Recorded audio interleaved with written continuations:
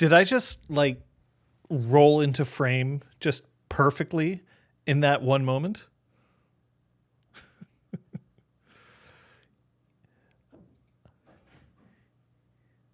Eesh. Oh, there we go. Music wasn't even playing. Eesh, join Jackbox room now. I mean, honestly, at this point, maybe we should just play some Jackbox.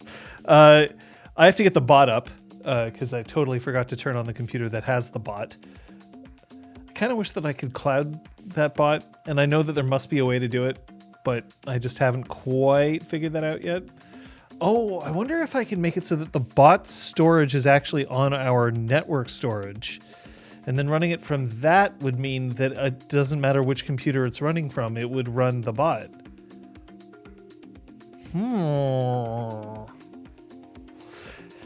How am I doing? My brain is, it's thinking. It's been thinking quite a bit recently. I have had to try to think of a lot of different things coming up, while also today feeling a little bit kind of a little bit crushed because yesterday I got my triple tap, and as a result I am experiencing the symptoms of knowing that my body is developing antibodies that are designed to combat a virus, and honestly I couldn't be happier for that. So this is a little bit of fatigue and headache that I bear with pride. So I'm working on it, but man, did I, like, my arm is sore. This morning when I woke up, I practically couldn't move it. Now I understand, however, that I have this sort of thing where if I'm in bed, I just feel worse until I get out of bed, but I don't want to get out of bed because I feel bad. And then finally, and then I get it right out. You punch them antibodies right in the cookie. I don't want to punch them in the cookie. They're going to do good things for me. That's what I want them to do. All right, I'm going to launch the bot. 1 sec.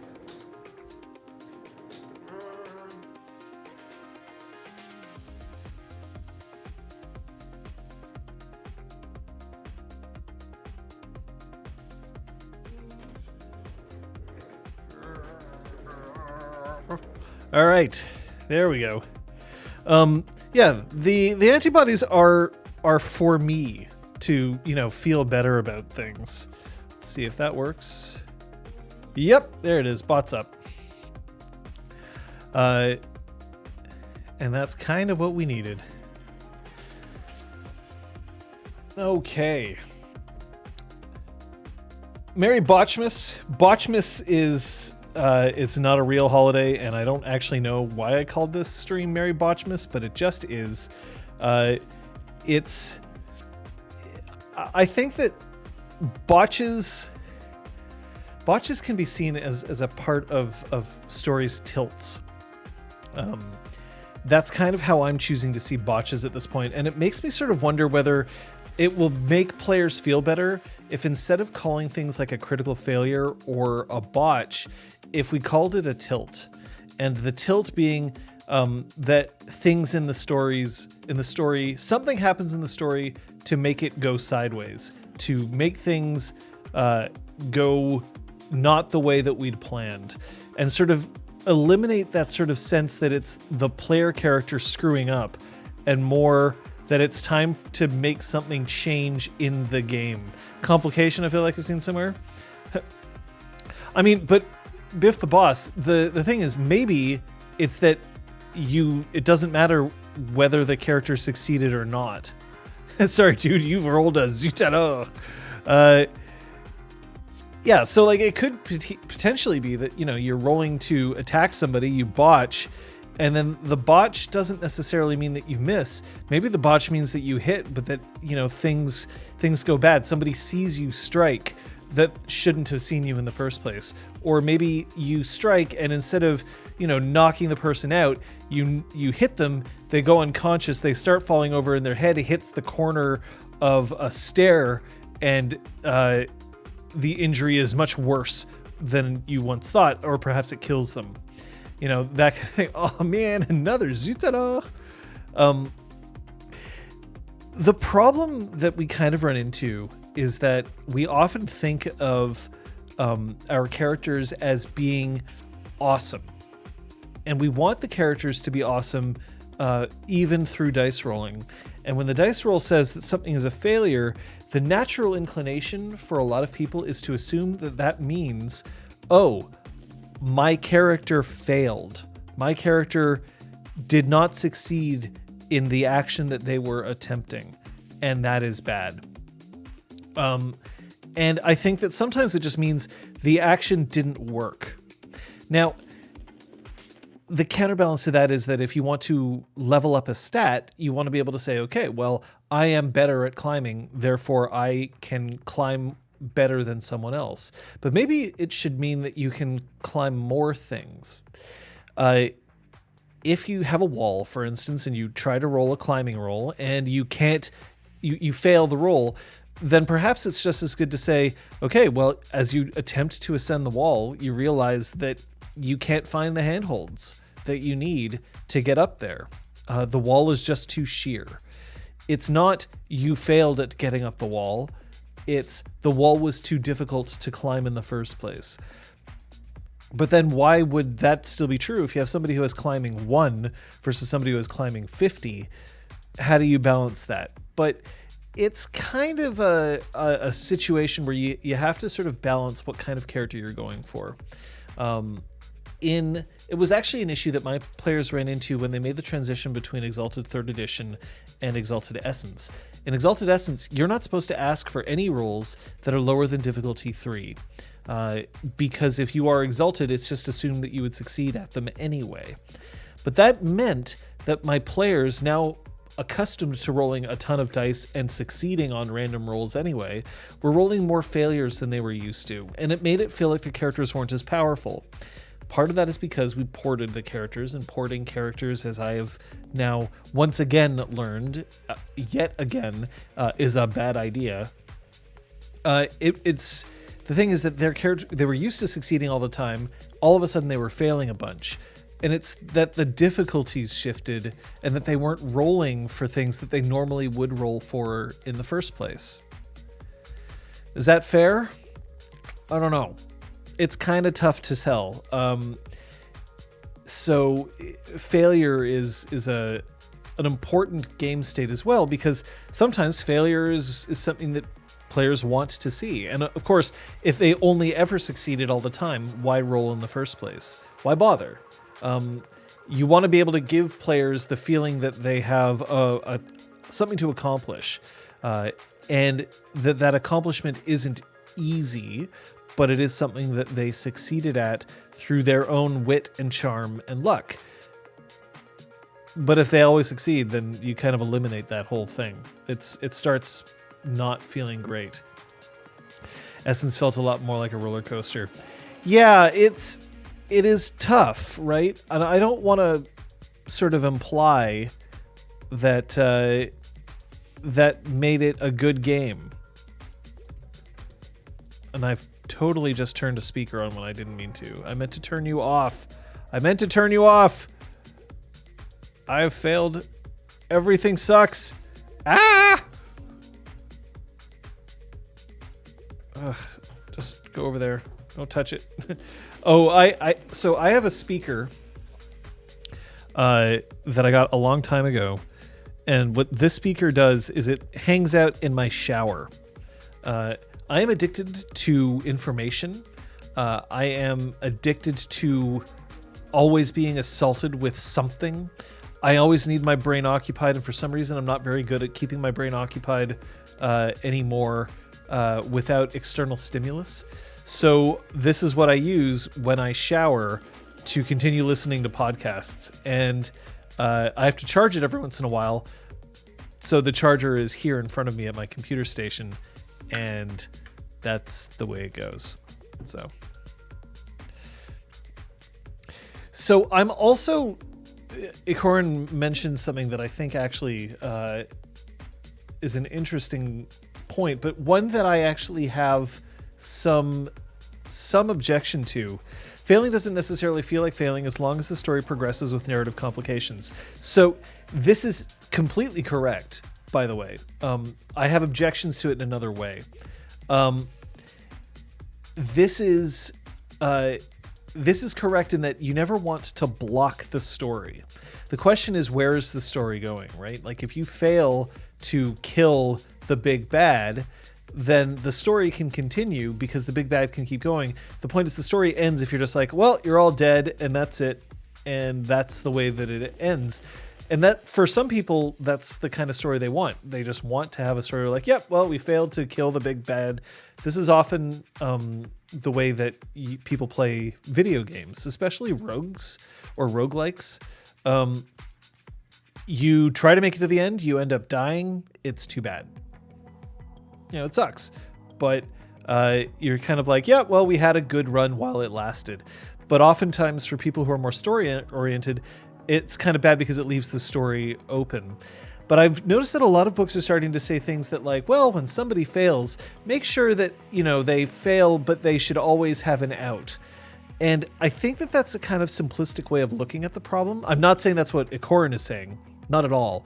Ikorin knows games, right? Ikorin actually has fantastic knowledge of games. It's more that I don't like the fact that some books are starting to say things like, well, when the players fail, it's just another opportunity for something to happen somewhere else. And I think that sometimes, no, you can just fail. You can just fail. And the story can continue based on that failure. The point is to not close off every avenue, every window, every door. If you lock somebody in a room and say, to get out of this room, you have to find the key, and if they roll and they cannot find the key and you say, well, then you're just stuck in the room forever, obviously then that's no good. But I don't want people to start thinking in terms of like, okay, well, I'm going to roll to try and find a clue here.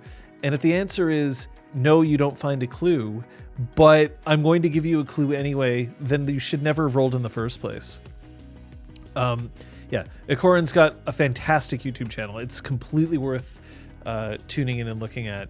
It is super awesome. Seriously. Go and have a look.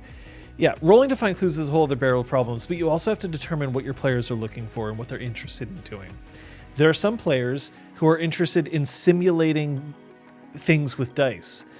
These are the players who often you'll give them a puzzle and they'll immediately say, I'm going to roll to solve this puzzle. You'll have some players who really want to do whatever they can by themselves, and then the instant that they feel they cannot, they rely on the dice. So you give them a puzzle and they try to figure out the puzzle, but if they cannot figure out the answer, then they'll rely on their sheet to get hints or to get the answer entirely. And then you'll have some people who genuinely just have the sheet in front of them because they want to interact with the mechanics only in very specific circumstances.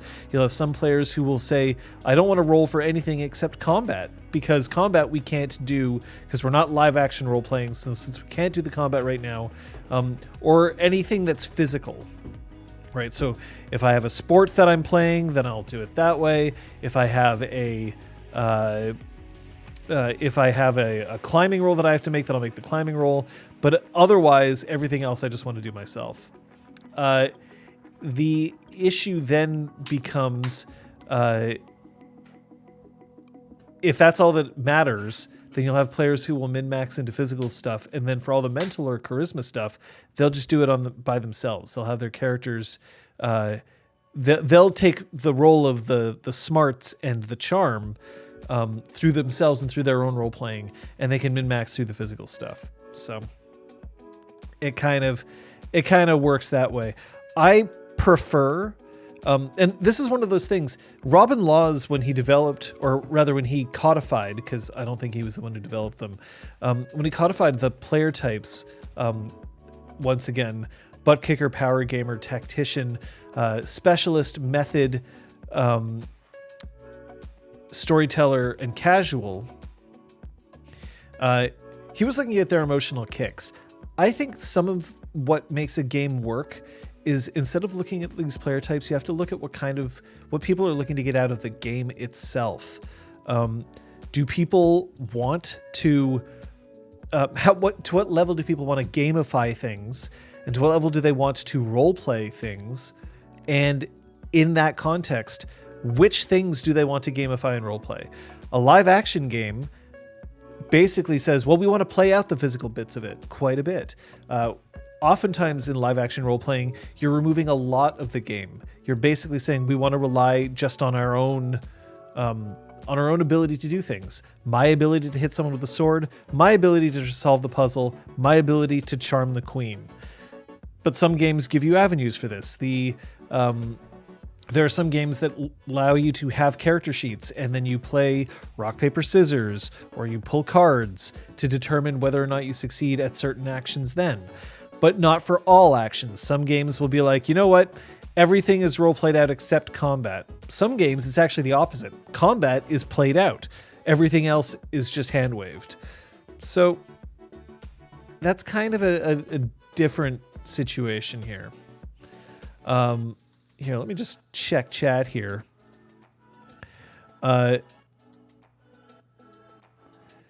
So if you have a question, by the way, at this point, do an !Q, then a space, then ask your question, and it'll actually go into my question queue so I can call it up.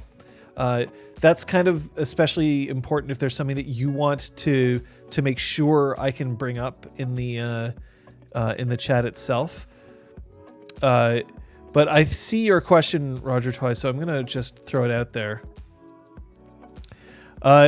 Succeed at a cost. Good idea. Solve some problems or every problem. I think succeed at a cost works well in certain circumstances. I don't like games that succeed at a cost is the default. The idea of resources in a game is very real, but there are players who want to maximize their use of resources and some who don't care. You'll often find this gameplay getting honed down, especially in very difficult games like Souls-like games or roguelikes, because resources, you'll have some players who just charge in and they're like, I don't care about my resources. They'll take whatever hits they need to take because they're just trying to get to the end of the level, not realizing that in order to progress, you actually have to manage your resources, including health, wisely all the way throughout. Whereas in other games like, say, Mario Odyssey, really the only resource that you have is time. Yes, you can collect coins, and yes, when you die, you lose 10 coins in Super Mario Odyssey. But there isn't really that much of a penalty to dying at all. So the only thing that matters when you die is the amount of time that you've wasted in order to try again.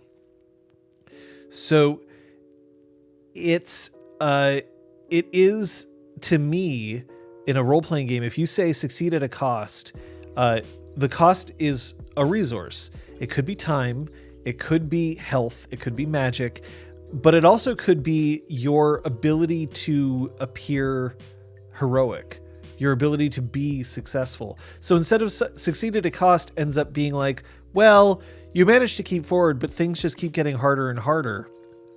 Doesn't really work out. But it can also mean, okay, you succeed, but you've lost some of your resources in the context. And to me, I would end up starting to feel badly because that means I didn't choose to spend my resources, the dice did. And I don't like it when random chance spends my resources. I want to spend my resources. I want to have that thought in the back of my head of, okay, well, this is a good time for me to use this spell, knowing that I won't be able to use it later. But if you roll the dice and you're like, well, now you have to use the spell because you happened to get a succeed with a cost, I think that it's a little too easy for either the storyteller or for the players to start dictating how resources and when resources are spent. Not my favorite. It is, the correct command is, this is how you do it. That's how it works. And then it'll show up on my, I'm not sure why the bot isn't telling us that, but we'll see. Corin says, I haven't played Essence myself yet, but have been very wary of the implemented step focus. How did you think it played out in practice? Did it flow for you, or did you think more in terms of steps and less in terms of narrative beats? So when you mentioned step focus, Corin, are you talking specifically about like the fact that it moved back to in combat being like step 1, step 2, step 3, step 4, step 5, step 6? Or are you talking about an overall situation? As just to get some more precision on the question itself. And how charms are tied to the steps. So I kind of liked it. I liked the fact that I could say, okay, this is when you're allowed to do this. This is when you're allowed to do that. Because I think that there's some confusion in there for players who aren't used to 3rd edition, where they're like, but when can I use this charm? When am I allowed to throw this out there? There's some issues, but some of those issues were based on the change in the mechanics. I, for instance, really liked the idea that you could toss 6 charms together to make one like mega move, but that it would waste a lot of your resources, which used to be called combos, and then you had to pay for them. I liked how 3rd edition was like, combos are dumb. You can just do it yourself. You can just make them now for whatever you want. And then combos got basically taken away because you could only do 1 charm per step. And I liked combos. So that part I didn't like as much. But it was a lot easier for somebody to say, okay, can I spend this? Can I use this charm to do this? Well, is it on this step? Then yes, you can. So, Kung Fu Fenders is correct. Exalted 3rd Edition has a lot of the same step setup, but they just don't call it steps anymore, which is why I kind of preferred it when Essence came back and just said, yep, there it is. Requiem Lost, when you say that combos were the same as they were in combos in 2nd edition were dumb, but you enjoyed crafting and naming them, I did too. And I kind of liked the idea that you could be like, yeah, this is the combo that my character has worked out. I just hated the idea that you had to spend experience in order to get a combo, and that it was like, this is your signature move. And I'm like, but I want to have multiple signature moves. I want to be able to do a whole bunch of these, and I want to be able to craft them, right? But it was a thing. Roger Twy throwing out part of the Konami code.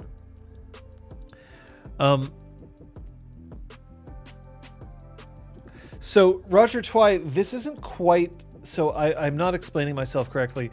You say, when it comes to the cyberpunk genre, I think heroic failure is kind of par for the course. I like heroic failure.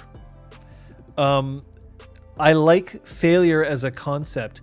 What I don't like is the idea that the game mechanics say you always succeed, but we're just going to manually take away resources from you. Or sorry, automatically take resources from you, which is what a lot of game mechanics that I see that are succeed but at a cost means. It means, yeah, you won, but you had to spend some resources to get there. And I'd rather have players be like, I'm going to spend this resource and then see if I succeed or fail. I know it's kind of a fiddly thing, but for me, it gives the players more agency and more, it gives them more tactical decisions about how to spend their resources, as opposed to letting the dice dictate when those resources are used.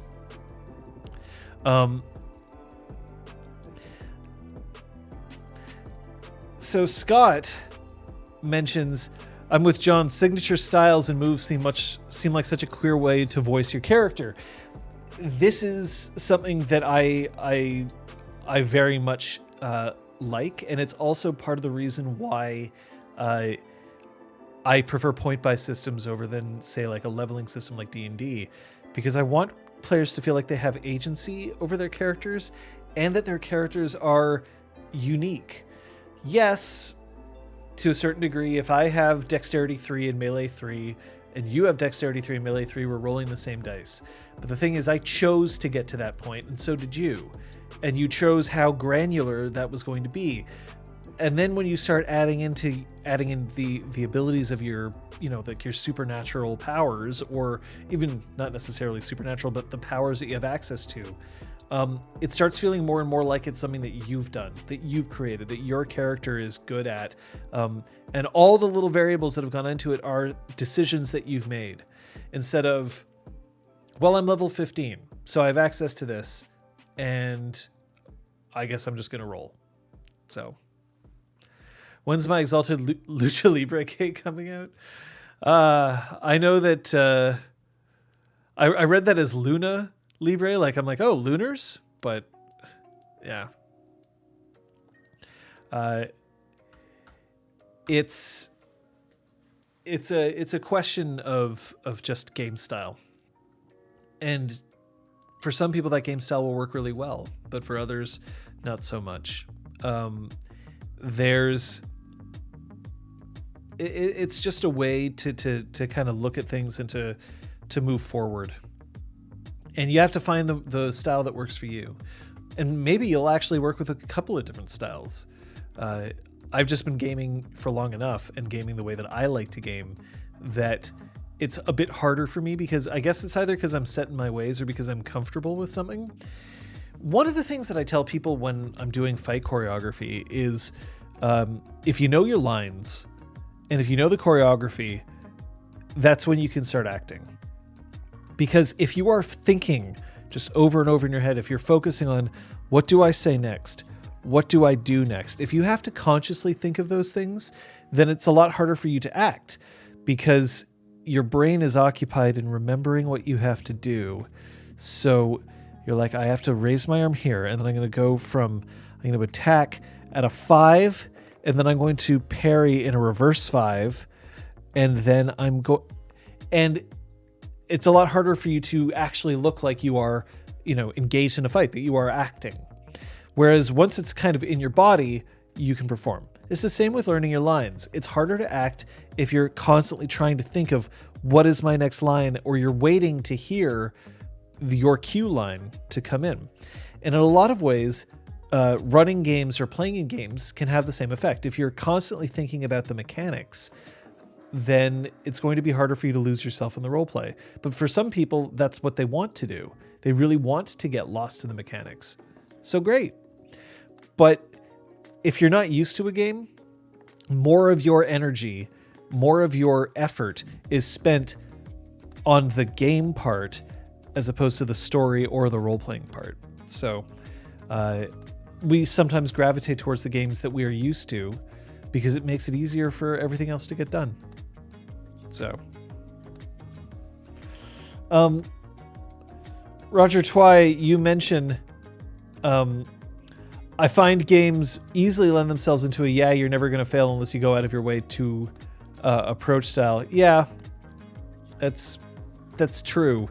It is one of the reasons why Fate isn't a favorite system of mine. Elliespot describes this in a way that I really can get a handle on. You need to know how to drive a car enough to not think about it so you can handle traffic. Yeah. Or handle directions, knowing where to go. If you're constantly thinking about how to make the car go and stop, it's harder for you to figure out where to go or how to get there. Plus, then, if you want to have a conversation with somebody else in the car, then that's harder. If you're driving in inclement weather, for instance, it might be harder for you to maintain a conversation because you have to focus more on the act of driving. So, this is true. But those first few times you basically pass out when you meet another car in a deserted street. Yeah, that is true. That is absolutely true. Terraria for Life has a question. I am playing Old World of Darkness and becoming increasingly unhappy at my high willpower players just willpowering every narratively impactful or high difficulty roles. I feel like as a storyteller, it's starting to hamper things because the characters are succeeding too much. Okay, if you ever want to cheese the World of Darkness, you just have to invest in willpower. Willpower is the most powerful stat in the game. In Old World of Darkness, mind you, they've tried to sort of fix this in some of the later games. It is also one of the things that originally I was like, I'm really happy they're taking this out of Essence, and then realized that what they in fact did was take away a resource. Willpower is incredibly powerful in Old World of Darkness, because not only does it give you a resource to spend, which gives you automatic successes, it's also a thing that you roll in order to protect yourself against supernatural suggestion. It's something that you would roll against intimidation. It's something that you roll to resist other forms of powers that are coming up. It is incredibly important to build up a high willpower if you want to maintain agency over your character. And it's a stacked trait. So an example of a not stacked trait, for instance, in the Old World of Darkness, is appearance. Depending on your storyteller, appearance just doesn't matter. Like at all. Like it really doesn't. Now it has hidden power, depending on your storyteller, because some storytellers would be like, oh, my characters will be nicer to this person because they're hot, compared to other people because they are not hot. But appearance isn't often rolled, and yet it's still as expensive to buy appearance as it is to buy charisma or manipulation, and those are rolled often. Willpower, for the amount that it is rolled, is very strong to invest in. And the higher you go, the more likely you are to be able to nullify what other people are doing. So what can you do about it? First thing that you can do is you can do what we actually did in our Changeling game that we're running on Discord now, and you can nerf the regeneration of willpower. Willpower is supposed to be restored at a rate of 1 per day, and you can also find other ways to restore it.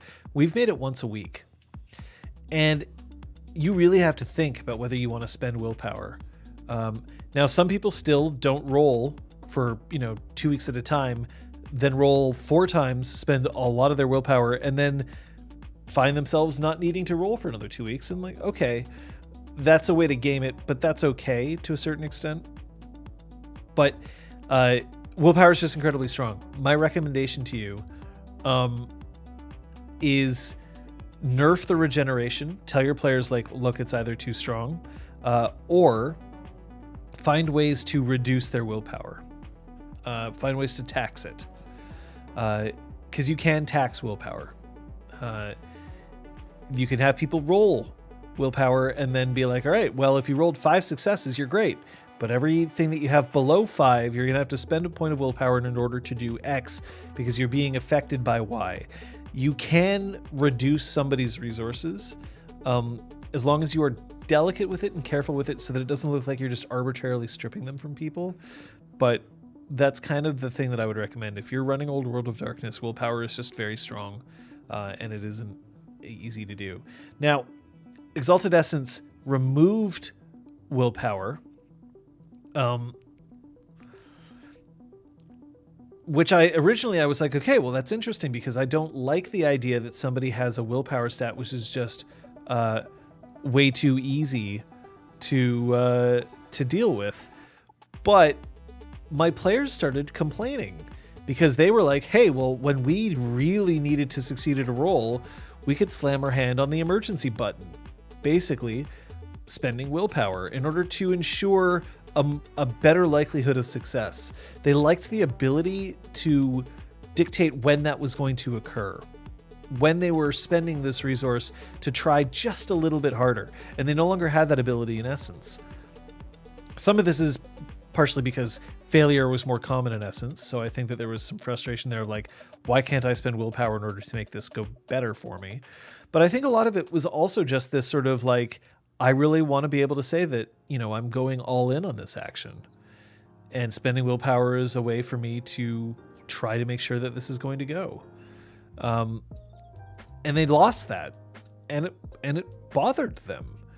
And I think part of that was also because, again, they were used to playing a game where that was an option. These characters had that option, and then these characters lost that option. Don't port characters.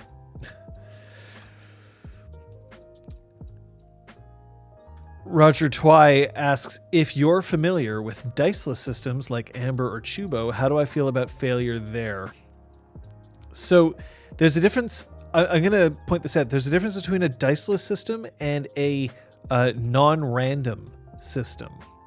A non-random system is a lot different because at that point, it's a negotiation between you and the other players. If it's just another way to resolve whether something succeeds or fails, and it just doesn't happen to use dice, if it uses cards or if it uses a game of skill, like Dread, for instance, uses a game of skill, Jenga, in order to determine success or failure, then that kind of changes the calculus here. Let's take Dread, for instance. In Dread, you succeed at every action you want to succeed at as long as you can continue putting the blocks on top of the tower. If you decide that you aren't willing to put those blocks on the tower, then the action either never takes place or you don't succeed at it. And otherwise, if you knock the tower over, then your character dies. The game ends for you. Games like Starcrossed has the same sort of mechanic, except when the tower falls, it's not that somebody dies, is that the story reaches its climax. And then there's one more scene that plays out, and then the game is over. There's an epilogue, and that's it. So I want to see you guys play a tabletop role-playing game where action resolutions is made using interpretive dance.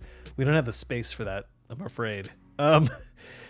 So how do we, so if it's a diceless mechanic, but it is still a random number mechanic or a skill mechanic, these are essentially, at that point for me, there isn't much of a change as long as the game is built around it. Dread is meant to be a horror game, and because the consequence of failure is so high, the game plays on tension. The idea that it gets harder and harder and harder for you to do things, knowing that eventually you are going to fail. You will be removed from the game. That's the point of Dread. In Starcrossed, you know that this relationship that is forbidden, or at least frowned upon, is at some point going to have to see a resolution, but how long is it going to take to get there? That tension rising, that's part of the game. In a game where there is no random number generation, when there is no physical skill expression, then it's all negotiation. It's all I want to do this and you want to do that, and we'll have to see where it goes from here. And that's a different kind of game entirely. That is a negotiation game. I don't have a lot of experience with negotiation games that are codified as such. I have a lot of experience with negotiation games because I played in a lot of social LARPs. And a lot of social LARPs, even though there are mechanics, they're often ignored to the concept of just play it out and see how it goes. Just negotiate and see what you can do to figure this out. So in those circumstances, that negotiation, I'm used to that because it happens all the time. It even happens in the games that I run on Sundays here in RPGClinic, because we don't always roll for things like solve the puzzle. That becomes a negotiation. My players try to figure it out, and I will try to give them hints or guide them in a certain direction, but they can choose to take the story in another direction as well. So it ends up being a diceless resolution at that point, because we're just role-playing. We're just acting off each other. We're improvising. We're going for it. So a game that's entirely like that, I've done it, but honestly, as strange as it might sound, knowing how roleplay focused I am, I don't prefer those kinds of games. I like the fact that there are rules in a lot of games that you can fall back on, and random number generation, because injecting a little bit of chaos into a story puts everybody onto their toes, because nobody quite knows where things are going to go. And I find that that's helpful, because oftentimes, especially if you're playing with the same people over and over again, the stories start developing a certain amount of sameness. I can give you an example, which isn't quite perfect, but well enough for what we're talking about here. I played in a few different Vampire the Masquerade LARPs when I was in my 20s, my early 20s. And it was often with the same people. And yeah, sometimes people played different clans, and sometimes people played different, ages of characters. But the same alliances kept happening. The same kind of coteries started developing. People worked together with the same people, and they used often the same kinds of tactics. Whether you could play a character that was like mental focused and then a character that was physical focused, and it didn't matter, because in the end, the plans all started looking the same. And it was because there wasn't a whole lot of randomness injected into those games, because oftentimes people try to ignore the mechanics as much as possible and just role-played, just negotiated with each other. And those negotiations fell into familiar ruts. Every once in a while you'd get a surprise, as you do with these other kinds of games. But oftentimes, and the reason why I stopped, in large part, was because I was just tired of it being the same thing again and again. Oh, who am I going to face off this time? I guess I'll face off against Chris and Jaime. And who am I going to be partnering with? Well, it looks like I'll probably be partnering with Christina and with Lisa. And that's kind of how it always ended up, right? It was the same basic group of allies against the same basic group of antagonists, and they would have the same thing but in reverse because they're the protagonists of their own story. That's sort of what it came down to. So I think that negotiation games have a lot of good in them, and I think that they're well done. My caution is careful only relying on those games when you're playing with the same people again and again. So Requiem Lost, when you say it sounds a bit like that player who always rolls the same reskinned character, not really. It's because underneath every character, the player still exists. It happens. And that's not something that we can easily escape from for a lot of us. And sometimes it's a conscious decision to escape from it. Think of it as like an actor, right? If you take Keanu Reeves might be playing Jack in Speed, a reckless cop who is always willing to dive into danger. Or is he playing Neo in The Matrix, a character who is unfamiliar with what's going on and slowly realizing the power that he has and the level of power that he has compared to everyone else? Or is he playing John Wick, a character who is an assassin the thing is, all of these characters are different. And if we statted them out on a sheet of paper, they would have different stats, right? Like Neo is a computer hacker, whereas I don't think that you could make the same claim that John Wick is somebody who is incredibly skilled in using computers. But underneath, it's all Keanu Reeves. Keanu Reeves has a specific type that he plays. I would argue that he is not a bad actor. The thing is, he's found a range in which not only is he comfortable performing in, but others are comfortable investing in him for. Because remember, if you have, say, an actor who you know can play a meathead constantly, and then you decide that you want to give that same actor the romantic lead in an indie queer romance, it might be that actor would be perfect to play that role. But you'll have some people say, I'm investing lots of money into this project, and I don't necessarily want to go with somebody who might not work out. I'd rather go with somebody who I know I can trust to play this part.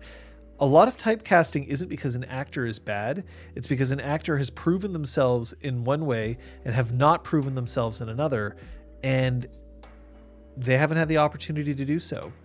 I'll also point out that sometimes some actors do not have as wide a range as others. That's totally fair, right? Gary Oldman disappears into his roles. Keanu Reeves, much less so. That doesn't mean that Keanu Reeves is a poor actor.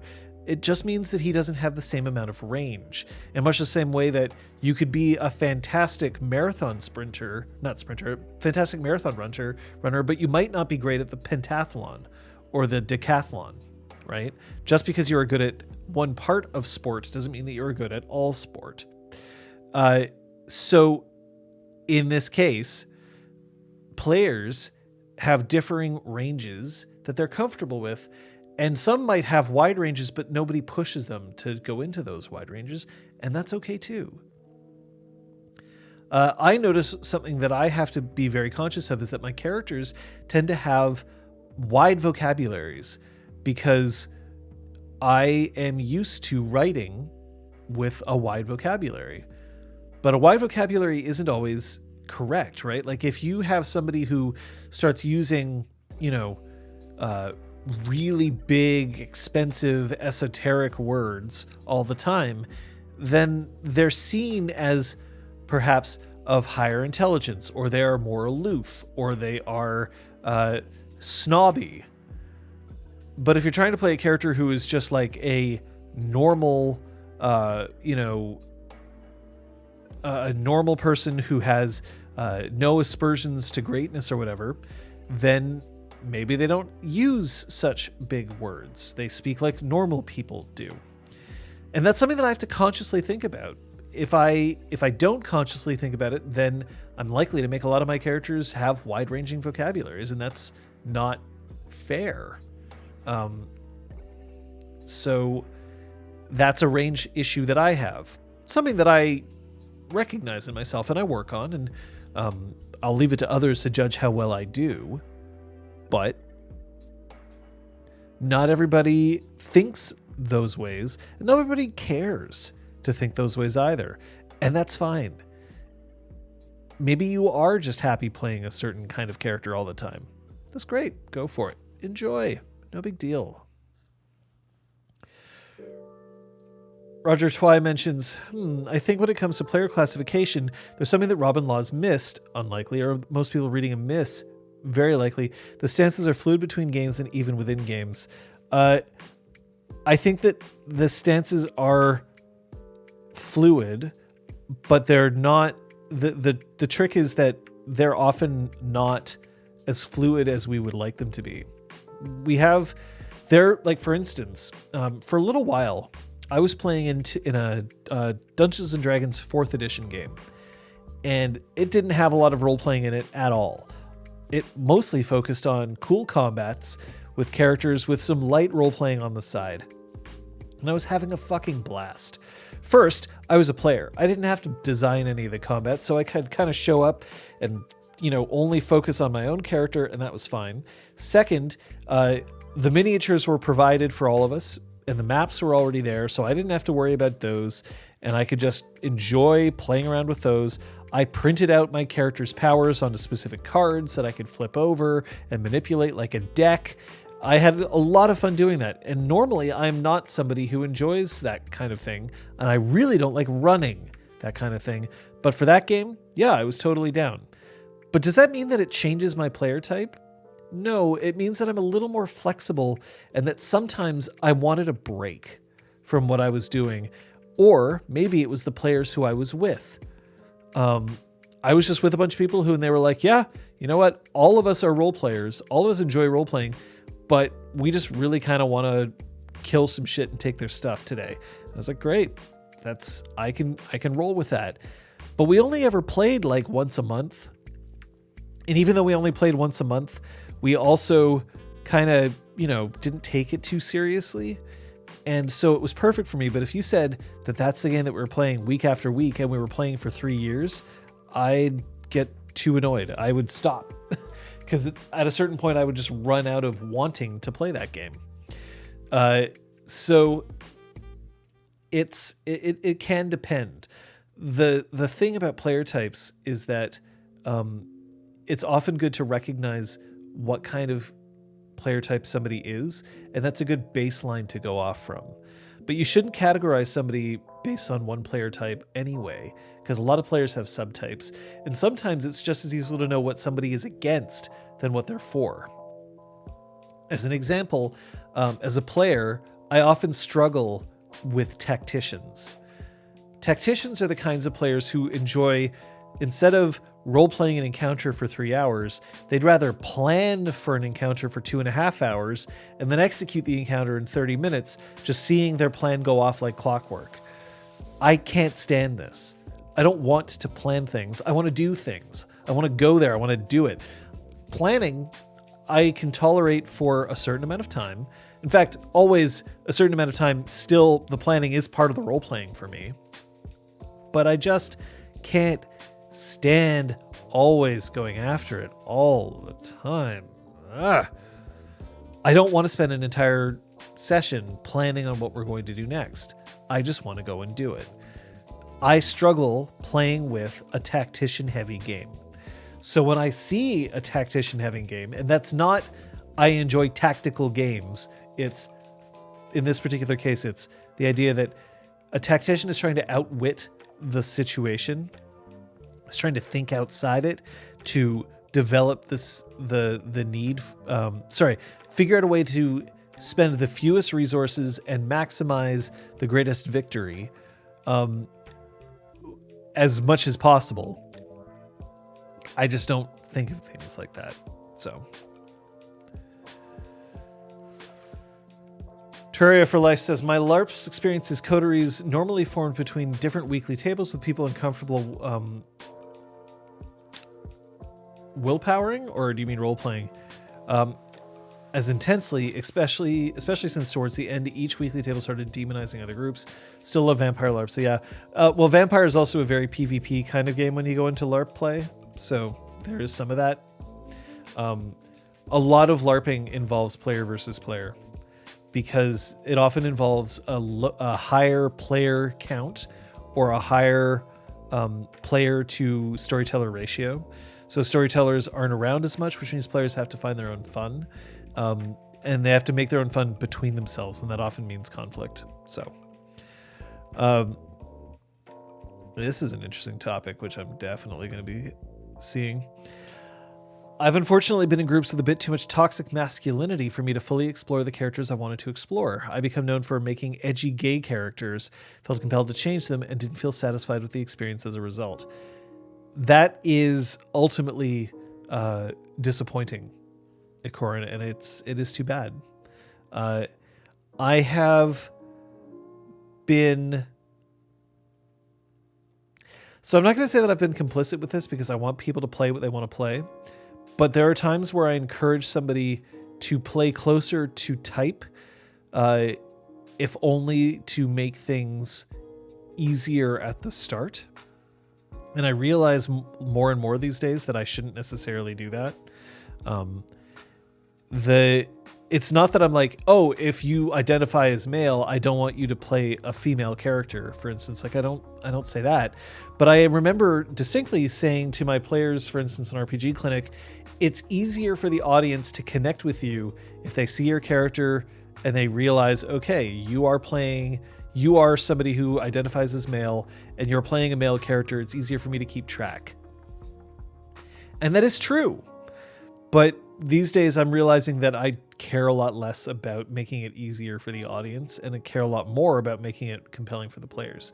I still, in general, recommend to people that I'd rather that you play something that interests you than feel like you have to play something because you have to.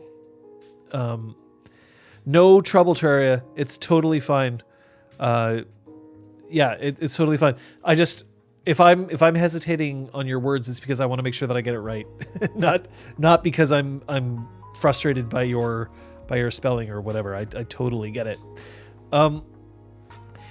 And the thing that really bothers me is when somebody shuts something down because it makes them because they just find it's easier to mock. Now, I have also been in situations where someone's like, I want to play an X. And then they go ahead and just completely fuck it up. A biggest example of this, the first LARP that I ran, I had somebody say, I want to play a woman. And I said, go nuts. And he walked into the game. He was basically wearing a massive bra that he had stuffed with I don't know what. And he was walking around just telling everybody like, hi, I'm a woman. Do you like my breasts? Just like, and I was like, this is not interesting role playing. This is basically offensive. And he wasn't actually trying to be offensive. It's just that in his mind, he was exploring playing a woman, and he was just verbalizing everything that was different to him because he assumed that being a woman was in large part defined by the differences between being a woman and being a man, or being someone non-binary. So he was looking down at his chest and being like, well, that's a thing, and basically trying to hit on everybody because he wanted to explore sexuality as a woman. But that game was not the place for it because it wasn't a game focused on romance or the like. So it's in that particular case, it's more me saying play what you want to play, but also make sure that if you are playing something that you're not, like, question why you're choosing to play it like this, and then if that answer is good for you, also just make sure that you're doing it in a way that you're not going to disrupt the game heavily to that point. Because if you make it all about the choices you've made as a player, then you're not contributing to an overall story. You're railroading the story towards you. If you say, in this situation for this player that I was dealing with, he was making everything that happened around him about the fact that he was a woman, but nobody else was really interested in playing the, oh, you're a woman now game. So it didn't work out. But you can make those choices in a lot of ways, right? The problem is that other players will sometimes make those choices for you as well.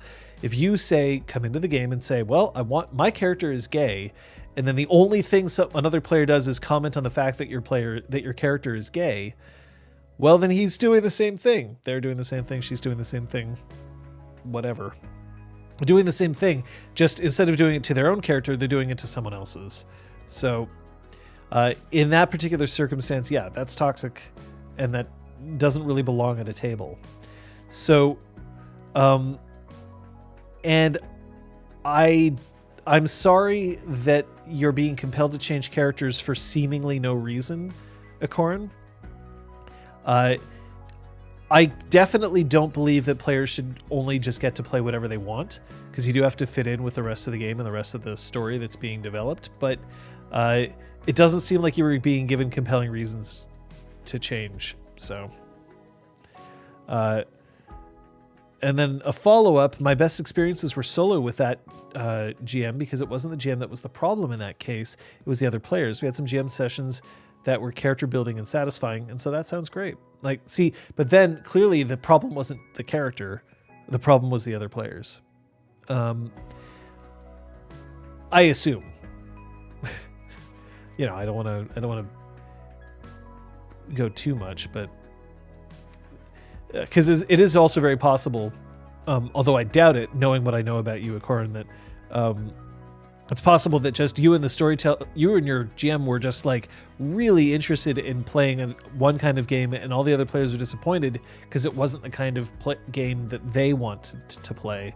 But it's kind of hard for me to tell that from here. So, Terraria for Life says, that reminds me of the time I was at a guy who kept on doing something toxic or other and kept on blaming his actions on playing a woman. Your example isn't as bad, but yeah, not fun.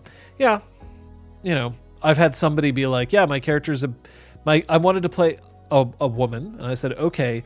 And then he insisted that he wasn't allowed to take drive because it would be too weird if a woman was good at driving. So there are idiots out there, and there's only so much that I'm willing to give, so much energy I'm willing to spend on trying to educate someone, where at a certain point I'll just be like, I just don't want you around. And it's up to you to figure that out. We got a question coming in here. Roger Twice. So that question came in twice for what it's worth. So it did recognize both. So a capital Q does work. Character creation as minigames with failures. Fun or a good idea? I don't know what you mean by character creation as minigame with failures. As in, like, you can roll dice and sometimes the dice don't come out the way that you want them to. Yeah, no problem, Roger Twy. I need a little more about what you're trying to ask here. Because I'm not familiar with what you're asking here. You can die in character generation. That's the kind of game that you're playing. And if it's fun for you, then it's fun. To me, character death is something that should be in service of a story or should be part of the game itself. Like Paranoia, character death is all over it, and I'm here for it because that's kind of what Paranoia is all about. But I'm less interested in character creation for a game like a quote-unquote long-term game. I don't like the idea that you can die in character creation just as a random failure in terms of a minigame. That doesn't appeal to me as much. I've killed people in character creation playing Paranoia. I've done it many times, but that game is kind of designed for it. If it was a game like D&D, for instance, I know that D&D doesn't do this, but if it was a game like D&D where like at character creation you would roll and then you're like, oh, well, you didn't roll high enough on your constitution score, so your character just is sickly and dies. But I'm like, why did you make me roll in the first place? Like, what was the point? So I don't have a lot of experience with life path systems. But I do think that in the right kind of game, it's a lot of fun. But you have to decide whether character death is a part of the game that you want to play or not. And in my experience, not always, but in general, the more that you're interested in a game's mechanics, the more likely character death is a thing.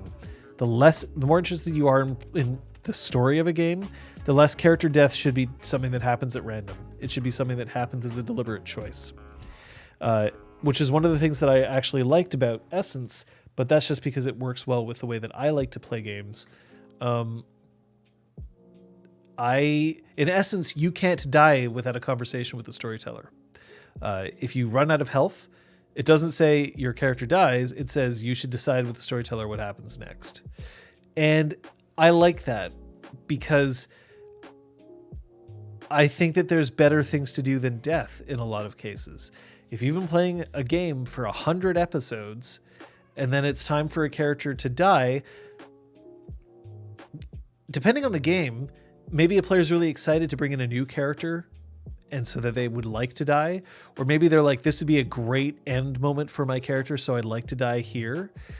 But I've also recognized that in some games, if one character dies, that's kind of the end of the story for everybody because the group is kind of the star of the show at this point. And so if you change that one character, the rest of the story may not survive. So it can hurt in that respect.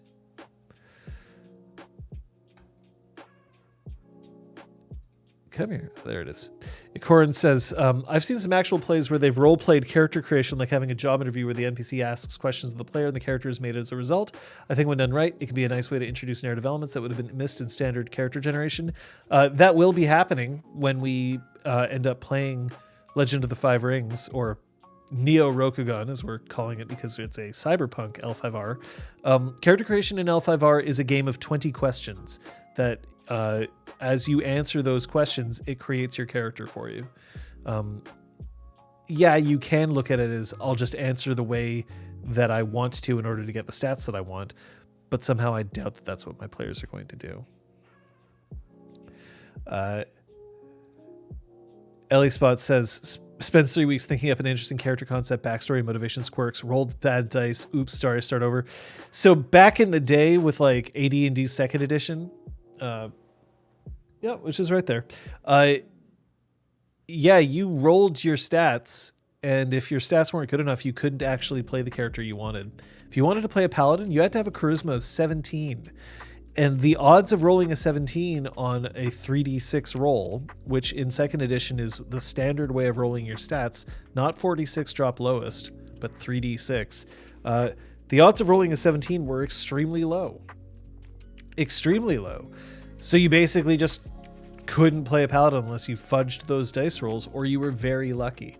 And if you were playing with a storyteller, or in this case a dungeon master, who was like, well, you're going to roll your strength, now you're going to roll your this, it was 1/6 of the time you would roll that 17 that you needed for charisma. So you just weren't playing a paladin, period. I don't like dice rolling as part of character creation for the most part. Unless it's for one shot or a short-term campaign, because I think that just as much as some players might be thrilled because they're like, oh, I got to have what I wanted here. Like, look, I'm so thrilled that I rolled such great stats. Then you'll have some players who are like, but I didn't. And the reality is that when I saw people doing rolling for stats, they cheat, like a lot of them. would cheat. And cheating, like, how do you cheat at dice rolls? Like, I'm not talking about like using loaded dice or whatever. It's just that they would roll, and if they didn't like the roll, they would kind of just pretend like that wasn't the roll that they were going for. Or they would roll, and then they would look down and they would just say what the answer they wanted it to be and ignored what was actually on the dice rolls themselves. It was common. It was common. And that's, to me at that point, I'm like, okay, so these players are cheating because otherwise they're not going to have fun. So, nah. Corin, when you say 2 good stats are just as disappointing as 2 bad stats, I disagree. It depends on the player.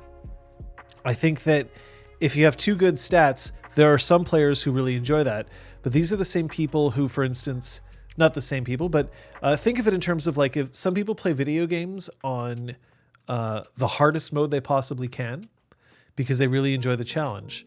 And some players play it on the easiest mode they can because they just really want to engage with the story and they don't want to express skill.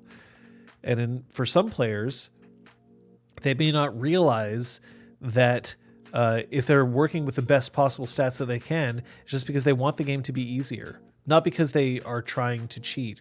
And for them, it's actually going to make them happier because they really hate failure. So, but I would agree with you that in general, I think that a D&D character where every ability is at 14 plus takes away a lot of the fun.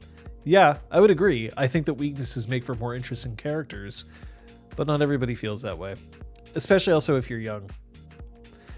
I have a stored question here from Roger Twy.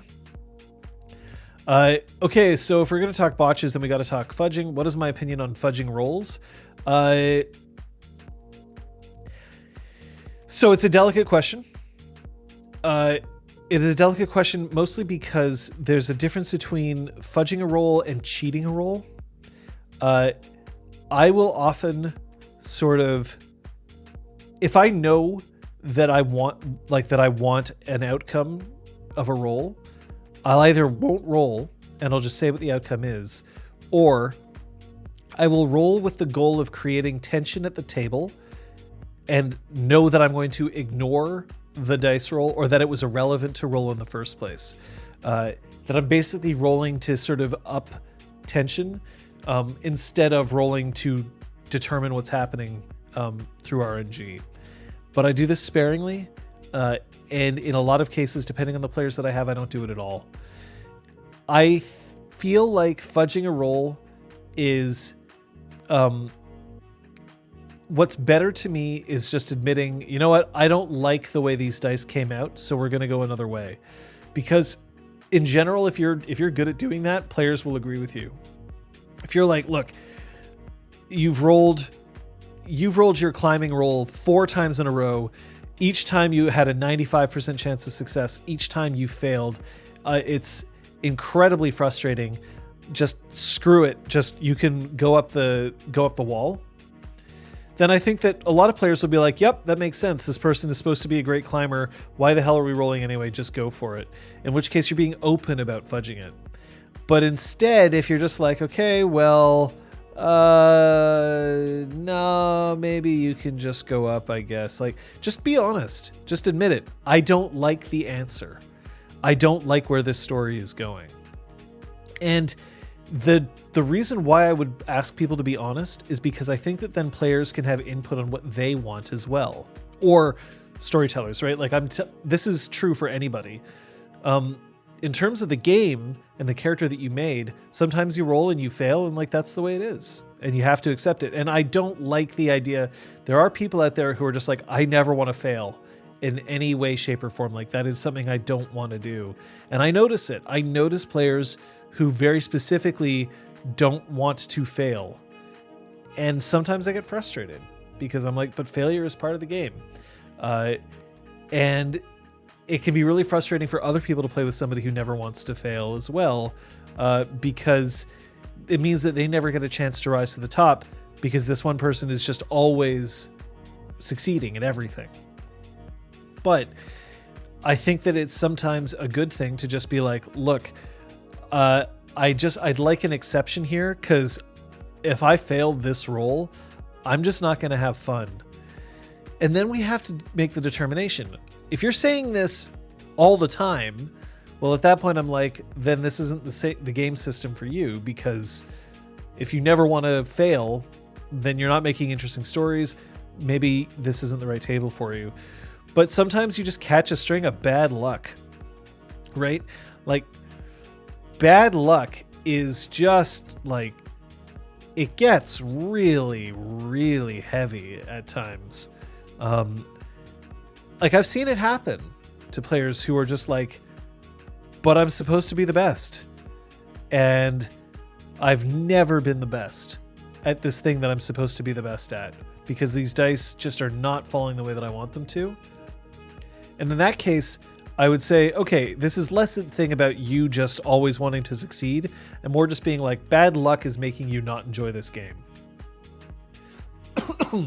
So an example that I can use in sport would be like, if it'd be the equivalent of somebody was playing soccer or football, depending on where you live, and their cleats or boots, depending on where you live, kept coming undone. If the laces just kept popping because you bought laces that happened to be bad and they keep snapping. So as you're running around on the pitch, every once in a while, your boots or your cleats just fly off your feet because your laces were bad. And when you try to replace your laces, because you bought all of them at the same store, they keep popping. The thing is, at that point, this player is going to be having less fun through no fault of their own, just bad luck. And at that point, whether they're my opponent or my teammate, I'm going to want to be like, can we stop and just get this guy some proper laces so that he can play properly? And in this case, it's the same sort of thing, right? Like, this guy's just having bad luck and he's not enjoying it and we're not enjoying it because he's not enjoying it. Can we do something about this so that we can all have fun? So there is, maybe that was a bit of a strained analogy, but Requiem says, I think I mostly fudge my own high rolls as a storyteller than low rolls. That moment of, oh shit, that was an awesome roll, they're going to die, but the story would be more interesting if I failed the roll or succeeded. Works for my table, your experience may differ. There's always the sort of situation where that happens, but to me, if that happens, it's because of a mistake more than, like, I guess, okay, there's two scenarios in which this could happen. At my table, where I would want to change the result. The first is, it was a mistake. I accidentally made somebody too powerful. I didn't realize it. I didn't interpret the mechanics correctly. And I'm like, oh, well, shit. So what I've just done is created a situation where the players not only cannot win, but it's actually like a moment where the game could potentially be completely negatively impacted as a result. Like, okay, so you're all going to fall and you're all going to take 100 meters of falling damage, not realizing in my head that 100 meters of falling damage basically means that there is zero chance that any of them could survive. And to me, in the back of my head, I'm like, oh, idiot, I forgot, or I didn't realize that it was going to be that bad, right? This happens a lot. I mean, it doesn't necessarily happen every session, but it happens more often than I think people realize, where you'll be like, oh yeah, this should work. Oops, no, it doesn't. So you kind of have to fudge to rewind yourself. And then you'll also have a moment where you will be like, look, literally the only way that this could go bad is if I roll incredibly lucky on these dice, and you roll and they all come up 10s and you're like, fuck, that's not what I intended. Literally, it was just like a chance out of 1,000 and I just rolled that 1 in 1,000. Then yes, fudge your dice. Like, it's fine. There's nothing wrong with fudging your dice as long as you're doing it in the service of the game. And it just takes a little bit of time for you to figure out how much of that you need to do. But I would say that if you're finding yourself fudging the dice often, you risk having your players start not trusting you. Because players can, like, there is a difference between roll, roll, roll, look down, oh shit, look up, look down, look up, visibly try to relax. Oh, I only rolled 1 success, it's fine. Right? They might be able to tell that you're lying. Or alternately, if they can see the dice, then they might just not be able to trust that you know how to build an encounter properly. And that player trust is kind of important. So there's that.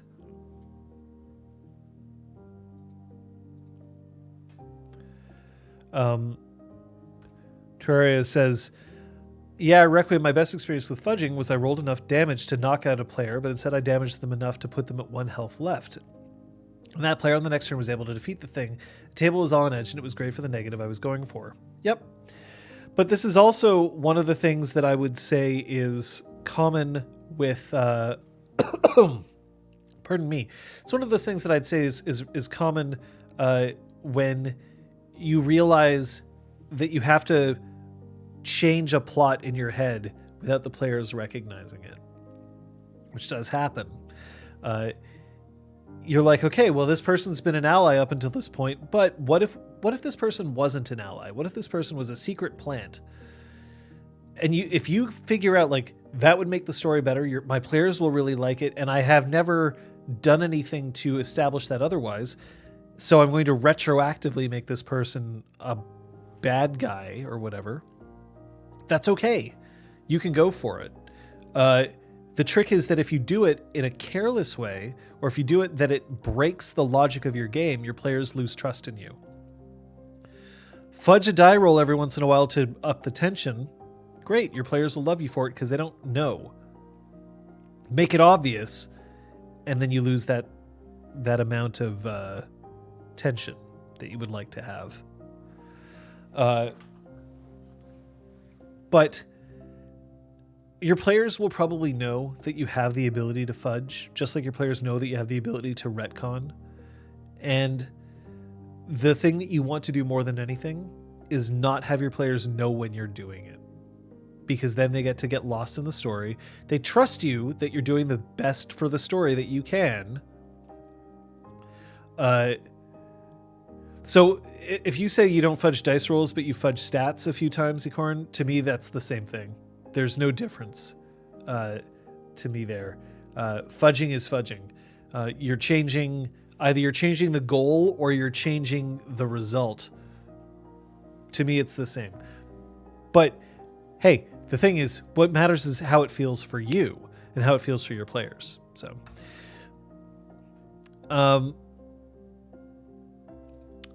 Ikorn says, I'm largely of the mind of, if I want to fudge this roll, then why roll at all? I prefer to try to make the best of the situation as is, and perhaps, if I feel like I need to save certain situations, intervene narratively instead. I agree that nothing is wrong with fudging, though. I don't do it, but I make most of my rolls openly, so fudging would be hard anyway. See, the thing is, I make my rolls openly. I don't use a screen, but I'm far enough away from the players that they can't see my dice anyway. But that's just the way that we are because of the way that we've set up the stream. But that's kind of what I was trying to explain earlier. I don't fudge rolls, but there are circumstances under which it might become important. I've either screwed up or luck has just really played poorly with me. But those are the terms that I'd also fudge a roll for a player as well. So I'll also say that there's a way to fudge rolls without necessarily fudging the roll, which is that you just ignore a rule. So you could be like, okay, yeah, this guy got knocked for 50 hit points. By the rules, that means that you technically have to roll to save against death, and you have to, okay, well, and I could just be like, no, he got hit with 50 all at once. He's just passed out. Okay, let's go on. And like, that's fudging, but here I'm fudging, instead of fudging a roll, I'm fudging a rule. And fudging a rule is totally within your rights, just like anything else. The trick is make the game work for you. If you are a slave to the game's mechanics, then that's because you want to be. And for some people, that's absolutely fun. That's great for them. And for others, it's not. So you make your choice. Roger Twice says, to run with the sports analogy, there's sort of a spectrum between DM as impartial referee and DM as co-player with lots of good positions between. For a lot of times, DM as impartial referee is a lot of fun. And it's what people want. And for some, DM as co-player is also what people want. You just kind of have to figure out what works for your group and what kind of game you're going for.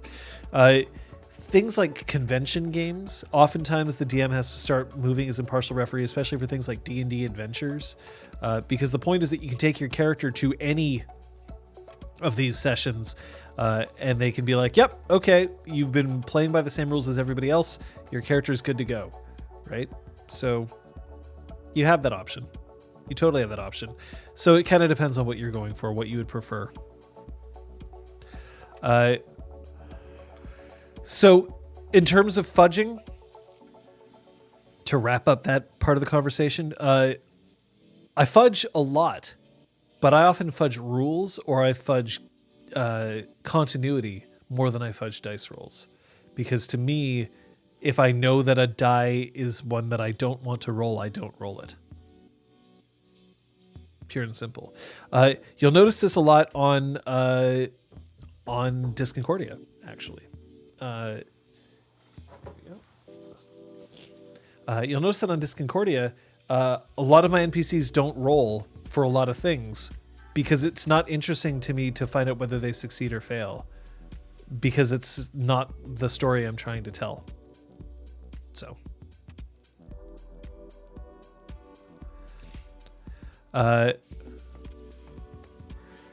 Ikorin says, I think that most of the times when I fudge the rules, it's to be beneficial for the players and let them do what they want to do, like letting that Beastmaster Solar have a Dune Storm familiar even though the rules don't allow it. I don't like fudging to penalize players. I fudge in the service of the story, which often means in the service of the players, because the players are protagonists. I will occasionally fudge.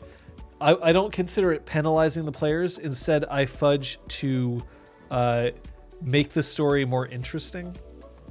So, for instance, if I'm like, oh, this player should kill this person, but I really want this person to stay alive for whatever reason, and I have a way to fudge it that isn't going to make the player upset, then I'll fudge. You know, if I'm like, I really needed this person to not die, the player didn't know that this character was supposed to be interesting.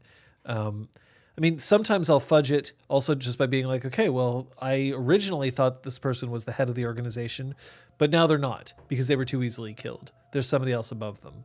Or I can fudge it by saying, okay, well, you didn't actually kill this person. They're just passed out so that you can question them later, right? Like, but you could call this fudging to penalize the player because the player's like, but I killed them. Shouldn't be as easy as that. But, you know, we work. It's different for different people.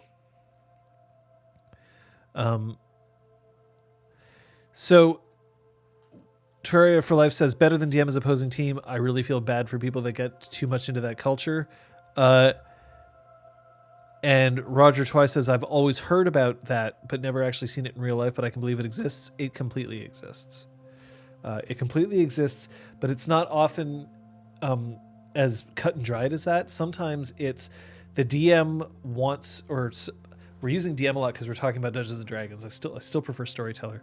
The storyteller wants to play with something that's powerful, and so therefore they're basically being like, but I like winning, and they don't understand that winning doesn't necessarily mean beating the players. You're the storyteller. You can always beat the players. By definition, the trust that they put in you is to give them a good story. But that gives you the power to do whatever you want in terms of creating a universe around them. So yeah, it totally happens. There's people who are antagonists. There are also sometimes some modules that are designed to be antagonistic towards the players, and that's the point. Like the Tomb of Horrors, right? Like something that's intentionally designed to be incredibly difficult for the players to run through. Then at that point, yeah, you're basically playing the opposing force.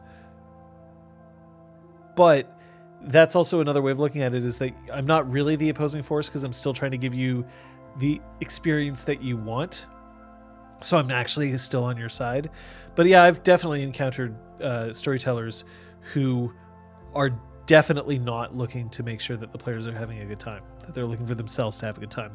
This often also comes up, unfortunately, in contexts where the storyteller will be like, okay, well, now things are going to happen because...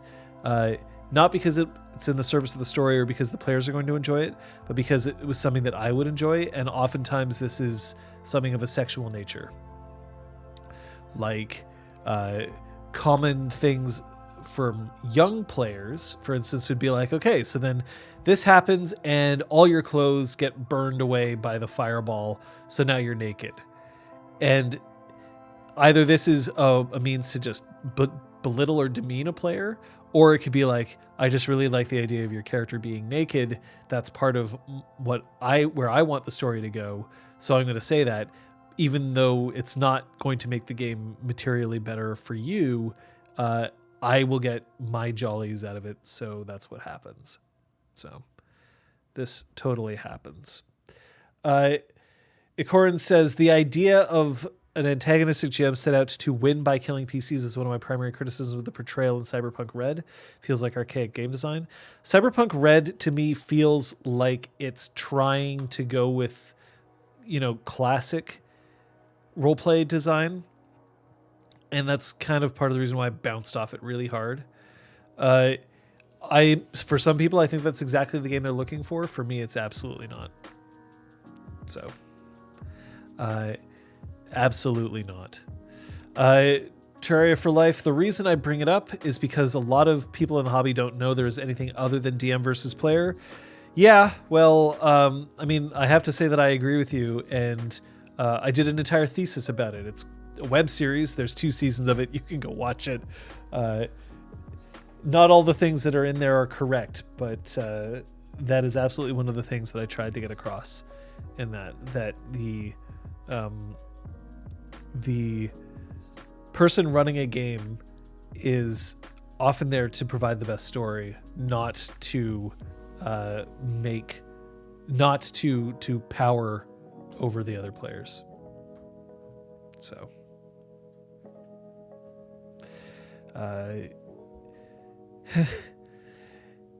it's very late 80s and early 90s. Well, part of it is also Cyberpunk Red has as one of its design features, it's a setting that is quite nihilistic. It's born out of the idea that there are people out there who are oppressed and that they can fight the system, but that the system will always win. Part of this is, and look, I'm overgeneralizing here, and that's a dangerous territory for me to be in, but remember that the original author of Cyberpunk is black, and he's a black man, and so a lot of the themes of Cyberpunk, even though they aren't necessarily specifically about race, have civil rights as one of their forms. But as the game has grown and evolved, a lot of it has become quite nihilistic.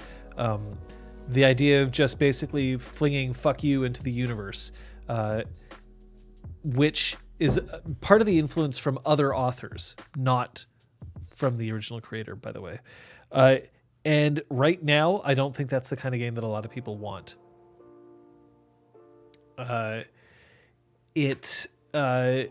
The world's not a fun place for a lot of people right now, specifically because of the pandemic, right? Like, it's been really hard on a lot of people, and it continues to be hard. So a nihilistic game just doesn't interest me right now. Not at all. So moral of the story, you end up alone or you end up getting all the cake. I mean, yeah. See, to as a moment of digression, if you haven't accompanied me on one of my rewatches of LARPs, I am not Team Evan. There are people out there who are. I'm absolutely not. I think Evan makes a lot of mistakes. And that's how I tried to write him, and that's how I tried to portray him. His thoughts are not necessarily my thoughts.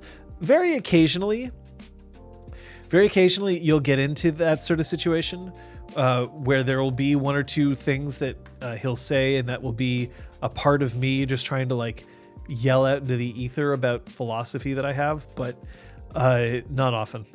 So mostly one of the ones that I would say is that Evan is correct when he says that the point is to try to give players the best story. Oftentimes that's what I do. My argument is that I don't think Evan succeeds at that all the time. In fact, I think he fails at it quite a bit.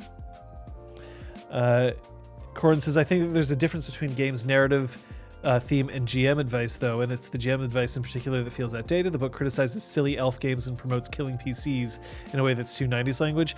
Yeah, I mean, like, that's... I didn't really touch on that either. Yeah, it's gross. It's gross. It's not the kind of game that I'm interested in running. I think that some of that is written just to sort of be forward with the game's aesthetic, to sort of be like, look how edgy and cool we are. And I don't really agree with it, and I don't like it. But that just means that kind of game isn't for me. And it's part of the reason why we're running a Cyberpunk game, but we're running it out of L5R, right? Like, why didn't we just pick any of the other Cyberpunk games that are out there? And part of it is because we're trying something new and different. Because we were interested in L5R, but we were also interested in Cyberpunk, and we thought that maybe we could do something neat with it. But also because I didn't want to run Cyberpunk. Like, I just really didn't. But that's not to say that it can't be a game for you. Just that it's not a game for me. And Corin mentions, and this is true, 90s games were like that, though. Even Exalted First Edition has an infamous line in Stunt Rules referring to your most stupid player. Yeah. Some games are quite harsh. And also remember that the concept of safety in role-playing games is a very, very recent phenomenon compared to the history of role-playing games in general. And the general acceptance of safety is something that is also very, very recent. In fact, only in the past couple of years has it really been any kind of focus at all. And there are still a lot of safety tools that are being developed. We developed our own version of safety tools that are somewhat in use, but we developed our own definitions because they worked well for us. But there are a lot of safety tools out there that still need elaboration on. Like, I don't like the X card. I don't want to use the X card at my games. I'd rather have the X card than nothing. But I don't like the X card because I find it's a little too binary, and it's a little too... it doesn't actually address keeping somebody safe for the future. It instead just gives people a chance to sort of catch themselves as they're already falling. So, the Exalted versus D&D ads, yeah. Oof. Yeah. That is very true. Our safety rules are still in flux. We're still working on them. We're still developing them. We're hoping at some point that we can release them in a way that we can kind of like release it to the community at large at a certain point. We also know that to do that, we want to have the appropriate product. We want to have a way to have it distributed properly. We need to be able to advertise it in such a way. Like, I have a dream that I'd be able to shoot a video that shows off the concept of safety cards and why they're important, but in such a way, like, it has to be really tightly written, because if it's too long, no one's going to pay attention to it. Every word that we have for those safety cards is important to us, because part of what we recognize in terms of their design is the longer that it is, the less likely someone's going to read it, but the less clear it is, the more likely it's not going to work. So I appreciate that, Ecorin. We'll see what happens. It's kind of a project that sort of got put aside for a little bit, and we kind of have to bring it back. We've been doing some testing with it. One of the things that we've recognized now is that to us, we originally didn't think that the green card was going to be as important as it is. Now I would almost say that it is the most important card we have, which seems weird because the other cards, the yellow and the red card, or the pause and the stop card, are the cards that are designed for to keep people safe, and safety is important. But the green card is actually the one that kind of makes all the other cards work. So, but yeah, we'll absolutely be reaching out, because also once we release this, we're going to want to see if we can get a lot of people's eyes on it to see if it works for them. So, exactly, Corin. The point of the green card is that it normalizes the use of all cards, and it's also a very easy way to say, it's not just that I care about when things are going bad, I care about when things are going well. Because if we can also care about when things are going well, then we're encouraging an environment at the table where we're looking to make sure that everybody is having fun. And that's kind of, to me, the biggest revelation, It's just how much that green card has become important for me. We use it in our day-to-day speech these days. I mean, like, we're also big dorks, but we'll say, like, I'm totally green card about going out for sushi today. I just, like, I'm just wondering whether we should consider going out for pizza instead, right? We're just using it as basically a thing that says, like, unequivocally, I am totally good with this. I like this. And that's kind of important. Safety gex. Is that like a safety dance? But we're the safety gex? Let's see here. Just have to check one thing while I'm talking to you. It will not be long. I just have to tap a thing. And that's it. Oh, that's a thing. Okay, well, I'm going to have to fix that as soon as I can find it. But it's not something I have to worry about right now. All right. Enthusiastic consent is important, and that's kind of what the green card is. Yep. Yeah, to me, that's the thing, right? It's not enough to hear somebody say no. You also want to hear somebody say yes. I like that the green card allows for checkups and doesn't purely put the pressure on the suffering person to think about the cards in the moment. Yes, that as well. Because in our experience, even among us, the people who are developing these things, it's sometimes really hard to pull a yellow or a red. And it's, part of me is just it's part of the social contract. We don't like, not everybody, but there's a bunch of people who don't like to make waves, who don't want to pull a yellow or a red because they're like, oh, but it's gonna interrupt the flow. It's gonna make other people think that I'm a problem. I don't want to look like I'm having a bad time because I am. It's just this one little thing. The green card is there to encourage you, but it's also a way to sort of be like, hey, are you all right? Because it is sometimes really hard to pull a yellow or a red. Even though it shouldn't be, it often is. So that is life. Let me see. Nope. Currently don't have any missed questions. So still, of course, if there are any questions, throw them in there. But I mean, it's Botchmas, right? It's Botchmas. Yeah, I mean, I'll also say one thing about the mass game that I'm running here. This is based on my experience running LARPs. This is based on my experience running online games, both past and present. If there's an appeal that I can make for all of you out there, it's that it is, for mass games specifically, it is a lot harder than it looks. And it is a lot harder emotionally on you than it would first appear. Because you can even say, okay, well, we have, say, for the game that we're running now, we have 4 storytellers for, say, 25 active players. That only means that you're only dealing with 6 or 7 players at any certain time, but that's just not the case because I have to care about everybody. I care about everybody, and whenever there's any kind of problem, we all have to deal with it. And yes, it's handy to have multiple people to help out, and depending on how we're feeling or whether we're available or not, it makes it a bit easier for somebody to come in or not. But I will say that every individual little thing that happens, it's not, okay, so there are 20 problems, 4 of us, we each handle 5 problems. There's 20 problems and we handle all 20. It still brings us a lot of joy, which is why we do it.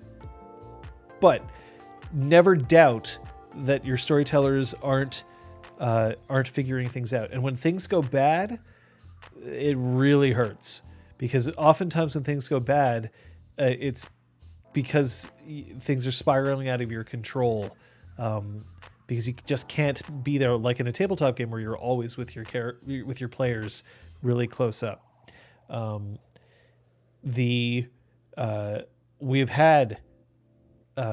had experiences, again, past and more recent past, sleepless nights,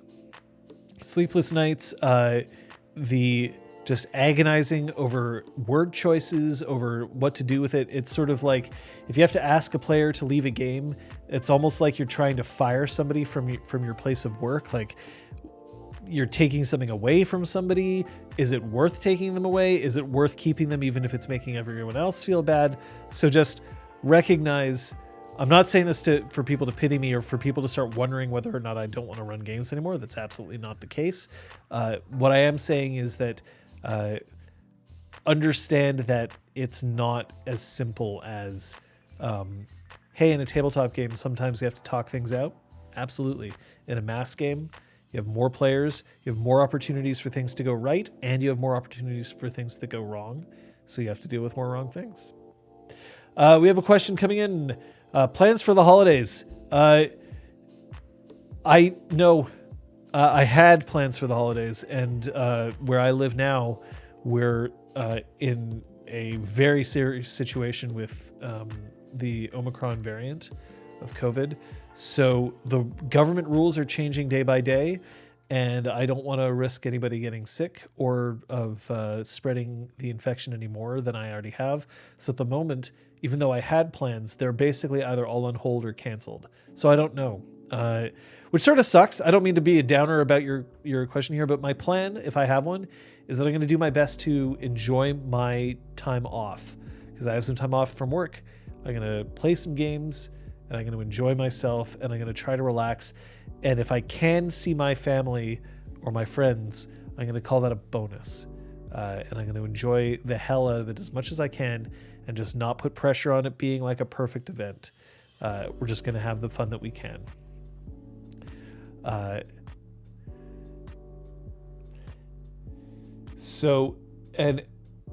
Yeah, Ellie Spot, that's a very good point. You know, things can go wrong while you're asleep. So they can go wrong for 8 hours before you're even aware. Or things can go wrong while you're at work and you're aware of it, but you can't do anything about it right at that moment.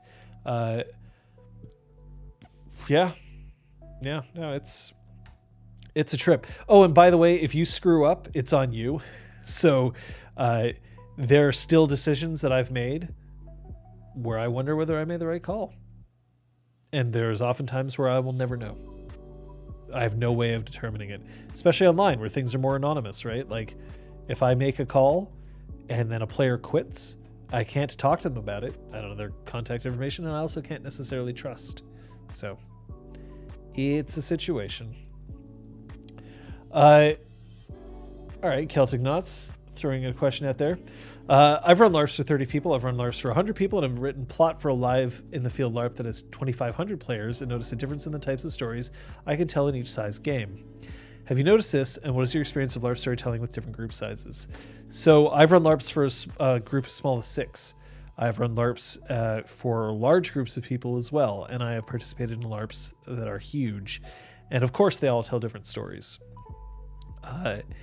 There are some things that stay the same. In almost all LARPs, players have to be more responsible for finding their own fun. But in terms of the storytelling, what you kind of have to recognize is people come to a live action role-playing game to play. Otherwise, it's interactive theater. And if what they want is interactive theater, you kind of have to recognize that right off the bat and be able to anticipate that. Because otherwise you're boned. I've seen too many LARPs where the team, the storytelling team, the game master team or whatever, are more interested in showing off their cool story that no one else can really interact with. And that people are just kind of around, dressed in costume and interacting with the actually important people, and that's just not the kind of game that I'm interested in. And I would urge people, if they are running LARPs out there, that when they're considering stories, you also have to consider that if you have 2,500 players, you can't do something individual for every single one of them. You just don't have the resources. But you do have to find a way to make sure that there's enough game for everyone. And create an environment in which they can create their own stories. Because if they can create their own stories, they'll come away happy. Your job is to facilitate that. But if you're running with a much smaller group, you can tell more intimate stories. It just matters on what kind of a ratio you have of storytelling team to players. Roger Twice says, I guess a less binary, more spectrum approach might be that the higher a card is raised, the more intensely it is meant. This ends up being too complicated, especially for something that is ostensibly about safety. This is an extreme example, but imagine like a fire alarm that you could pull, but you could pull it a little bit if it was just like, oh, it's a little bit of smoke, but you could pull it all the way if it was a raging inferno. You don't want people to be thinking about how to use a tool in a moment of crisis, but you also don't want to risk having somebody forget the rule. If they're just like, well, it's just a little smoke, but I know I'm supposed to use the fire alarm, but I forget that I'm supposed to only pull it a little bit, so I'm just going to slam it down as hard as I can. The more complicated something is, the more of a risk that they will misuse it. So in this case, I think it's an interesting idea. It's also, we've had suggestions of somebody being like, what if I held up 2 cards at once? Or what if I had a 4th card for checking in with somebody else? And the thing is, we have to find a perfect balance between specificity, things doing what we want them to do and people understanding them, and ease of use. So there's questions that we have in there. Thing is, all of these ideas are interesting and they're worth considering because that's part of design. And it's also why we're not ready for this. We've been working on this for years and we're not ready for it yet, even though ostensibly it's just, 10 sentences about 3 cards, but it's got to be the right 10 sentences.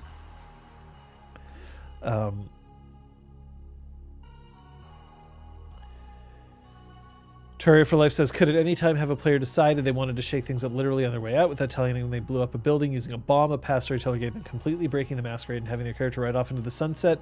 Yes, we've absolutely had this. We've absolutely had this happen in many of the games that I've played where you get a disgruntled player who decides to do that. Or sometimes it's not a disgruntled player, it's just a player who's like, I want something interesting to happen. I want some drama. So I'm going to just go ham. You got to learn to deal with it. Sometimes you just retcon it out of existence. Sometimes you find a way to roll with it. And sometimes it genuinely adds to the game. Tilts can often be a great thing to add to a game. But if you're literally doing it as a fuck you to the rest of the players, at that point I tend to just retcon. Like, I'm just not interested. Like, go away. If that's the case, then I don't care. Ellie Spot says, in the spirit of Botchmas, though, I'm very happy about that botch during the second week of the server that made my character's story take a very unexpected path. Sorry. I really appreciate your wide range of interesting ways to handle botches. Yeah, botches shouldn't just be critical failures that make the characters look dumb. Just try not to. They're another tool that you can use to build the story, and building the story should be your first priority. No, your first priority should be safety. Your second priority should be fun. Your third priority should be story. But often story is what contributes to the fun, so sometimes it gets into second place. Cross-country pantomime. Yeah. The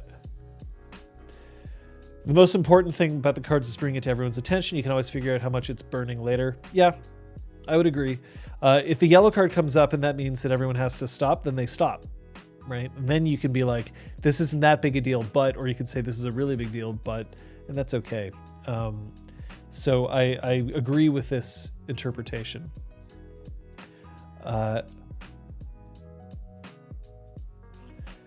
Requiem says, after playing on Disconcordia for 4 months now, I just find presenting the green card acted instantly as a you okay moment. Yeah. There are times where I admit that I'm a little bit like, you don't need to be asking each other if something is okay as often as you are. But I realize that if players are just more comfortable that way, then that's fine. Like, I see that there are some people who anytime they make physical contact with any other character, even though also this is online, so no one's actually making physical contact, but anytime any physical contact is there, there's a green card and a question mark, like, is this okay? And part of me is like, it's been okay every other time, so yes, it's fine. You don't need to check all the time. The consent becomes implied at that point. But what do I know, right? I'm still learning. I'm still figuring this out. I'm still figuring out what other people have to say. But I do like the fact that people can check in with each other and check to make sure that they're okay. That is still important to me. Yeah, Roger Twy, let's hear about an X card failure. I mean, that's not a fun thing, but it can definitely be a useful thing. So yeah, please let us know. Accord says, it's been fun to catch a full stream live for the first time in a long time. Yeah. Since I graduated and started my career this year, I've been unable to join the stream, so I've listened to the podcast version of the game during my commute. That's great. I love hearing that. I'm glad that people are using the podcast. We'll continue to do that, absolutely, because there was enough people who were asking for an audio-only version. So, look, if you can make it to a session, I'm thrilled. If you can't make it to a session, that's okay too. Is I think kind of where I'm at. The point is, are you enjoying yourself? Are you having fun? And if you're not, you don't have to be there. You don't have to. It's okay. So I'm going to let Roger Twy put out the answer to this. In the meantime, I'm going to remind you that once again on Sunday there is no stream. It'll be Boxing Day, at least here in Canada. We are not planning on streaming on Sunday. So enjoy your holidays if indeed you are having holidays, and if you're not, I hope that you enjoy other things, because other things are cool too. If clinic hours are podcasted somewhere, I don't know. The problem with clinic hours being podcasted is because oftentimes I'm reacting to chat, and as much as I try to read what chat has to say, I don't always. So I don't know if it would make a good podcast. We also didn't do clinic hours for a couple of months. This is kind of temporary as we're trying to figure out what we actually want to stream on Thursdays. And because the holidays right now are kind of strange for us, not to mention that we still have to figure out about this whole, lockdown situation that we find ourselves in here in Quebec.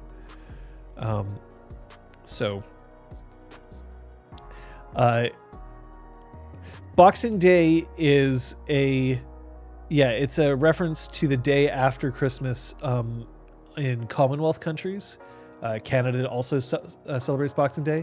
Originally, it was a day to actually basically give presents to the poor, or it was a chance for the servants of a household to celebrate Christmas, because they would be busy during the actual Christmas day serving the house. So Boxing Day would be the day that they'd get to have a day off, and oftentimes it was the masters of the house who would serve the servants at that time, just like one day a year sort of thing.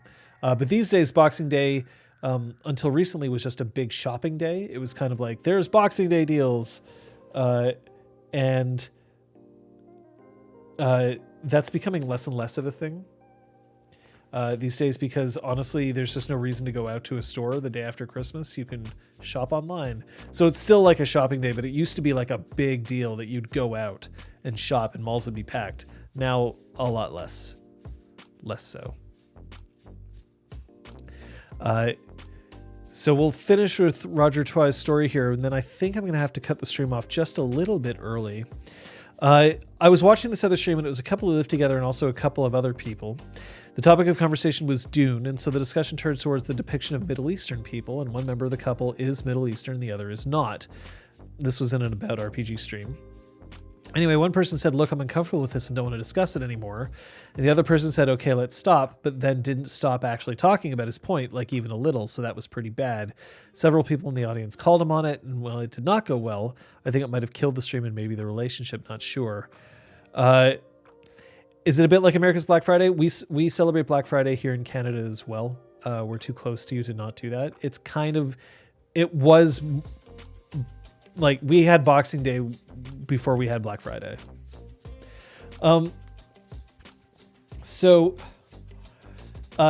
Yeah, look, if you don't respect somebody's safety, they're just not going to have a reason to keep in touch with you anymore. So you got to be careful about that. Tomorrow, I think they're still Punchy over at twitch.tv/Elizabeth A. Neal. I think they're still playing Mass Effect 2, so you can go over and tune into Punchy there. Otherwise, we'll see what happens. It's kind of the holidays. It's sort of a bit of a toss-up in the air. I'm not sure if Christmas Eve is, if there will be streams, but we will have to check. Ask them, I guess is what I'm saying. But you can always just go onto our Discord and find out at that point. Thanks for tuning in. Really appreciate it. We'll see you next time. And just remember that it might be the hard thing. It might be really hard. You might not want to do it, but oftentimes the easiest ways to resolve your issues when it comes to role-playing games, as in life, is to use your word hole. We'll see you next time.